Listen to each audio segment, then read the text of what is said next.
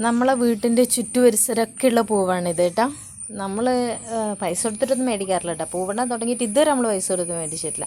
എല്ലാ ദിവസവും നമ്മളിങ്ങനെ അവിടെ ഇവിടെയൊക്കെ പോയിട്ട് ഇങ്ങനെ പറിച്ചുകൊണ്ടിരിക്കും. ഇതൊക്കെ ഇവിടെ നിറച്ചുള്ള പൂവാണ് കേട്ടോ.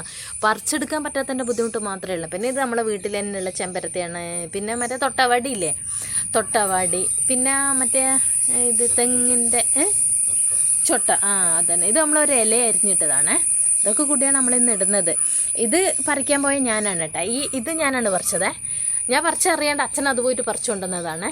അപ്പം ഞാൻ പോയ എങ്ങനെയാണെന്നറിയാം, ഞാൻ ഡോണേനെയും കൂട്ടിയിട്ടാണ് പോയത്. എനിക്ക് നല്ല പേടിയാണ് കാട്ടിലൊറ്റയ്ക്ക് പോകാൻ വേണ്ടിയിട്ട്.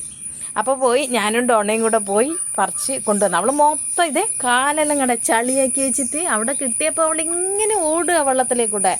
മഴ പെയ്തിട്ടുണ്ടായിരുന്നു, അപ്പോൾ വെള്ളമൊക്കെ ഉണ്ടായിരുന്നു.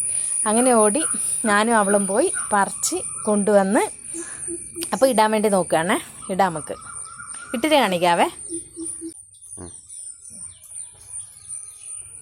പൂവിട്ട് കഴിഞ്ഞില്ല, ഇടുന്നതിന് മുന്നേ തന്നെ നല്ല മഴയാണ്. കണ്ടോ, ഇതാ പൂവിടാൻ പറ്റുന്നില്ല, ഇങ്ങനെ ചാറ്റൽ മഴ അടിച്ചിട്ട്. ഇതണ്ട ഇങ്ങനെ തെറിക്കുന്നു. അപ്പം അറിയില്ല, ഇട്ട് മുഴുവനാക്കുമ്പോഴേക്ക് പോകുമെന്നൊന്നും അറിയില്ല. നോക്കാം നമുക്ക് കേട്ടോ.